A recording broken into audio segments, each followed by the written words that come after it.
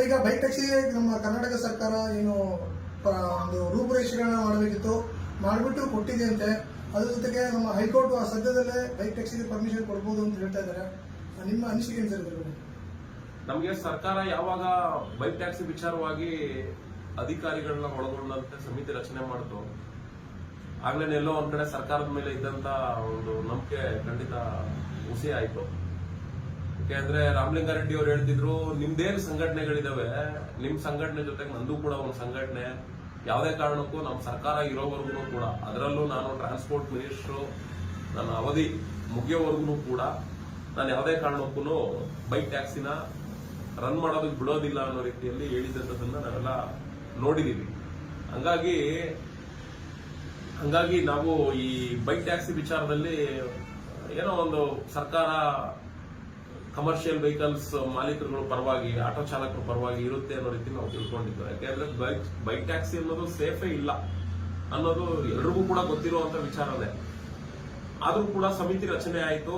ಯಾಕೆ ಅಂದ್ರೆ ಹೈಕೋರ್ಟ್ ಕೊಡಿ, ಸರ್ಕಾರ ವತಿಯಿಂದ ನೀವು ಬೈಕ್ ಟ್ಯಾಕ್ಸಿ ವಿಚಾರದಲ್ಲಿ ವರದಿ ಕೊಡಿ ಅನ್ನೋ ರೀತಿಯಲ್ಲಿ ಹೈಕೋರ್ಟ್ ಕೇಳ್ತಾ ಇತ್ತು. ಹಂಗಾಗಿ ಸಮಿತಿ ರಚನೆ ಮಾಡಿದ್ರು. ಎಲ್ಲ ಒಂದ್ ಕಡೆ ಸಮಿತಿ ಹೈಕೋರ್ಟ್ಗೆ ಮಾಹಿತಿಗಳನ್ನ ಕೊಟ್ಟಿದೆ ಅನ್ನೋ ಒಂದು ವಿಚಾರನೂ ಕೂಡ ಕೇಳಿ ಬರ್ತಾ ಇದೆ.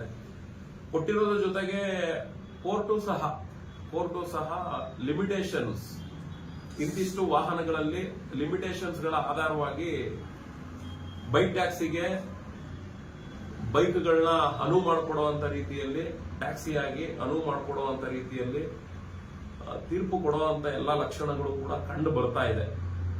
ಆ ರೀತಿಲಿ ಆಗಬಾರ್ದು ಅಂತಾನೂ ಕೂಡ ನಾವು ಅಪೇಕ್ಷೆ ಪಟ್ಟಿದೀವಿ. ಯಾಕೆಂದ್ರೆ ಮಾಡಬಾರ್ದು. ಹೈಕೋರ್ಟ್ ಯಾವುದೇ ಕಾರಣಕ್ಕೂ ಬೈಕ್ಗಳನ್ನ, ಸೇಫ್ಟಿ ಇಲ್ಲದೆ ಇರುವಂತಹ ಈ ಬೈಕ್ಗಳನ್ನ ಟ್ಯಾಕ್ಸಿ ರೂಪದಲ್ಲಿ ಅನುಕೂಲದ ವ್ಯವಸ್ಥೆನ ಮಾಡ್ಕೊಡ್ಬಾರ್ದು. ಯಾಕೆಂದ್ರೆ ಈ ಸಂಸ್ಥೆಗಳು ನೋಡಿ, ಅಗ್ರಿಗೇಟರ್ ಸಂಸ್ಥೆಗಳು, ಇದೇನು ಆಪ್ಗಳ ಮುಖಾಂತರ ಟ್ಯಾಕ್ಸಿ ಮತ್ತು ಆಟೋಗಳು ರನ್ ಆಗ್ತಾ ಇದಾವೆ, ಆಕ್ಚುಲಿ ಈ ಸಂಸ್ಥೆಗಳಿಗೆ ಆಟೋಗಳನ್ನ ರನ್ ಮಾಡೋದಕ್ಕೆ ಅನುಮತಿನೇ ಕೊಟ್ಟಿಲ್ಲ. ಅಗ್ರಿಗೇಟರ್ ನೀವು ಬರೀ ಟ್ಯಾಕ್ಸಿ ರನ್ ಮಾಡ್ಕೊಳ್ಬೇಕು ಅಂತ ಹೇಳಿದೆ. ಅದು ಟ್ಯಾಕ್ಸಿನ ರನ್ ಮಾಡಬೇಕು ಅಂದ್ರೂ ಕೂಡ ಮಸ್ಟ್ ಅಂಡ್ ಶುಡ್ ಎಲ್ಲಾ ಟ್ಯಾಕ್ಸಿಗಳಲ್ಲೂ ಕೂಡ ಮೀಟರ್ ಕಡ್ಡಾಯವಾಗಿರ್ಬೇಕು. ಮತ್ತೆ ಎಲ್ಲಾ ಟ್ಯಾಕ್ಸಿಗಳು ಕೂಡ ಕನ್ನಡಿಗರನ್ನ ಕೆಲಸಕ್ಕೆ ತಗೊಳ್ಬೇಕು, ಕನ್ನಡದಲ್ಲಿ ವ್ಯವಹರಿಸಬೇಕು ಅನ್ನೋ ರೀತಿಯಲ್ಲಿ ಹೈಕೋರ್ಟ್ 260 ಪುಟಗಳ ಆದೇಶಗಳನ್ನು ಕೂಡ ಕೊಟ್ಟಿತ್ತು. ಯಾವ ಆದೇಶನ ಈ ಆಪ್ ಸಂಸ್ಥೆಗಳು ಪರಿಪಾಲನೆ ಮಾಡ್ತಾ ಇದಾವೆ? ಇವತ್ತು ಹೈಕೋರ್ಟ್ ಏನಾದ್ರೂ ಲಿಮಿಟೇಷನ್ ಆಧಾರದಲ್ಲಿ ಬೈಕ್ಗಳನ್ನ ಏನಾದ್ರೂ ಟ್ಯಾಕ್ಸಿ ರೂಪದಲ್ಲಿ ಕೊಡ್ತು ಅಂದ್ರೆ ಇವ್ರು ಆಯ್ತು ಅಂತ ಸುಮ್ಮನೆ ಆಗ್ತಾರೆ. ನಾವು ಬಿಡು, ಏನೋ ಒಂದು 500 1000ನೋ ಇಲ್ಲ 2000ನೋ ಕೊಟ್ಟಿರ್ಬೋದು ಅಂತ ಸುಮ್ಮನೆ ಆಗ್ಬೋದು. ಆದ್ರೆ ಇವ್ರುಗಳು ಏನ್ ಮಾಡ್ತಾರೆ, ನಿಯಮಗಳನ್ನೇ ಗಾಳಿಗೆ ತೂರ್ಕೊಂಡು ಅವರು 1000 ಬೈಕ್ನ ಇದಕ್ಕೆ ಅಳವಡಿಕೆ ಮಾಡ್ಕೊಳ್ಳಿ ಅನ್ನೋ ರೀತಿಯಲ್ಲಿ 3 ಸಂಸ್ಥೆಗೂ ಹೇಳಿದ್ರೆ, ಇವ್ರು 1000 ಹೇಳಿದ್ರೆ ಸಾಕು 1,00,000 ಬೈಕ್ಗಳನ್ನ ಇವರು ರನ್ ಮಾಡುವಂತ ಒಂದು ಪ್ರವೃತ್ತಿನ ಬೆಳೆಸ್ಕೊಂಡಿರುವಂತವ್ರು. ಯಾಕೆ ಅಂದ್ರೆ ಎಲ್ಲ ರಾಜಕಾರಣಿಗಳ ಬಂಡವಾಳ ಇದೆ ಇದ್ರೊಳಗಡೆ, ಷೇರ್ದಾರರುಗಳು, ಅಧಿಕಾರಿಗಳು ಕೂಡ ಇದರಲ್ಲಿ ಶೇರ್ ಹೋಲ್ಡರ್ಗಳಾಗಿದ್ದಾರೆ. ಹಿಂಗಿದ್ಮೇಲೆ ಅಧಿಕಾರಿಗಳು, ರಾಜಕಾರಣಿಗಳು ಇವರೆಲ್ಲ ಅವ್ರಿಗೆ ಪಾರ್ಟ್ನರ್ಶಿಪ್ಗಳಾಗಿದ್ಮೇಲೆ ಅವರು ದುಡ್ಡು ಬೇಕು. ಹಂಗಾಗಿ ಈ ಸಂಸ್ಥೆಗಳು ಅವ್ರಿಗೆ ದುಡ್ಡು ಮಾಡಿಕೊಡ್ತಾರೆ. ಇದರಿಂದಾಗಿ ಏನಾಗ್ತದೆ, ಆಟೋ ಚಾಲಕರುಗಳು, ಕ್ಯಾಬ್ ಚಾಲಕರುಗಳಿಗೆ ತುಂಬಾನೇ ಹೊರಲಾರದಷ್ಟು ಸಮಸ್ಯೆಗಳು ಉದ್ಭವ ಆಗ್ತದೆ. ಯಾಕೆಂದ್ರೆ ಈ ಫ್ರೀ ಬಸ್ ಅಂತ ಬಿಟ್ಟೆ ತೊಂದರೆ ಆಗಿದೆ. ಅಂತದ್ರಲ್ಲಿ ಬೈಕ್ಗಳನ್ನು ಕೂಡ ಏನಾದ್ರೂ ಹೈಕೋರ್ಟ್ ಇಂತಿಷ್ಟು ಅಂತ ಹೇಳಿ ಸಂಖ್ಯಾಬಲಗಳನ್ನ ಕೊಟ್ಟು ಇದರಲ್ಲಿ ನೀವು ರನ್ ಮಾಡಬೇಕು ಅಂತ ಹೇಳಿದ್ರೆ, ಎಲ್ಲ ಒಂದ್ ಕಡೆ ನಮ್ಮ ವಾಣಿಜ್ಯ ಬಳಕೆಯ ಆಟೋ ಚಾಲಕರ ವರ್ಗಕ್ಕೆ, ಟ್ಯಾಕ್ಸಿ ಚಾಲಕರ ವರ್ಗಕ್ಕೆ ನ್ಯಾಯದ ವ್ಯವಸ್ಥೆನೂ ಕೂಡ ದ್ರೋಹ ಮಾಡುತ್ತೇನೋ ಅನ್ನೋ ಒಂದು ಬೇಜಾರು ನಮ್ಮಲ್ಲಿ ತುಂಬಾನೇ ಇದೆ. ನಾವು ತೀರ್ಪಿಗೋಸ್ಕರ ಕಾದು ನೋಡ್ತಾ ಇದ್ವಿ. ಯಾಕೆಂದ್ರೆ ಅಕ್ಟೋಬರ್ 15ಕ್ಕೆ ಡೇಟ್ ಅನ್ನ ಮುಂದೂಡಿಕೆ ಮಾಡಿದೆ.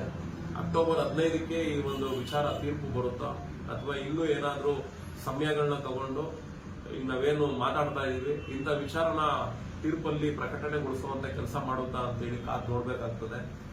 ನಿಜಕ್ಕೂ ಕಾಂಗ್ರೆಸ್ ಸರ್ಕಾರ ಚಾಲಕರ ಸಮುದಾಯಕ್ಕೆ ತುಂಬಾನೇ ದ್ರೋಹ ಮಾಡ್ತಾ ಇದೆ. 1-2 ಅಂತ ಅಲ್ಲ, ಪ್ರತಿ ಹಂತದಲ್ಲೂ ಕೂಡ ದ್ರೋಹ ಮಾಡ್ಕೊಂಡ್ ಬಂದಿದೆ. ಅದು ಲೈಫ್ ಟೈಮ್ ಟ್ಯಾಕ್ಸ್ ಆಗಿರ್ಬೋದು, ಈ GPS ಪ್ಯಾನಿಕ್ ಬಟನ್ ಆಗಿರ್ಬೋದು, ಮತ್ತೆ ಈ ಸೆಸ್ ಅನ್ನ ಕಲೆಕ್ಟ್ ಮಾಡಿ ನಾವು ನಿಗಮ ಮಂಡಳಿ ಮುಖಾಂತರ ನಿಮ್ಗೆ ಅನುಕೂಲ ಮಾಡ್ಕೊಡ್ತೀವಿ ಅನ್ನೋ ರೀತಿಯಲ್ಲಿ ಹಣನ ಪೀಕ್ ತರೋದಾಗಿರ್ಬೋದು, ಆಮೇಲೆ ಆ HSR ನಂಬರ್ ಪ್ಲೇಟ್ ಅನ್ಕೊಂಡು ಅದರಲ್ಲಿ ಪೀಕ್ ತರೋದಾಗಿರ್ಬೋದು, ಈ ರೀತಿ ಹಲವಾರು ವಿಚಾರದಲ್ಲಿ ಚಾಲಕರುಗಳಿಗೆ ದ್ರೋಹ ಬಗ್ದಿದೆ. ಮತ್ತೆ ಬೈಕ್ ಟ್ಯಾಕ್ಸಿ ವಿಚಾರದಲ್ಲೂ ಕೂಡ ದ್ರೋಹ ಬಗೆಯುವಂತ ಕೆಲಸ ಮಾಡ್ತಾ ಇದೆ. ಬಗೆಬಾರದು ಅಂತಲೂ ಕೂಡ ನಾವು ಕೇಳ್ಕೊಂತಾ ಇದೀವಿ. ಒಂದ್ ವೇಳೆ ಏನಾದ್ರೂ ಕಾಂಗ್ರೆಸ್ ಸರ್ಕಾರ ಅವ್ರಿಗೆ ಸಮಿತಿ ರಚನೆ ಮಾಡಿರೋಂತ ಟೀಮ್ ನ ಇಟ್ಕೊಂಡು ಕೋರ್ಟ್ಗೆ ಆ ಸಮಿತಿ ವರದಿಗಳನ್ನ ಕೊಟ್ಟುಬಿಟ್ಟು ಲಿಮಿಟೇಷನ್ ಆಧಾರದಲ್ಲಿ ಬೈಕ್ಗಳನ್ನ ಸೇವೆ ಕೊಡುವಂತ ರೀತಿಲೂ ಕೂಡ ಏನಾದ್ರೂ ಹಿಂಭಾಗದಿಂದ ಸಪೋರ್ಟ್ ಕೊಡ್ತು ಅಂದ್ರೆ ಖಂಡಿತ ಈ ಸರ್ಕಾರಕ್ಕೆ, ಎಸ್ಪೆಷಲಿ ಕಾಂಗ್ರೆಸ್ ಸರ್ಕಾರಕ್ಕೆ, ಇಡೀ ಚಾಲಕರ ಸಮುದಾಯದ ಕುಟುಂಬದ ಮತಗಳಂತೂ ಖಂಡಿತ ಬೀಳೋದಿಲ್ಲ. ಇದಂತೂ ಬರೆದಿಟ್ಕೊಂಡ್ಬಿಡ್ಬೇಕು.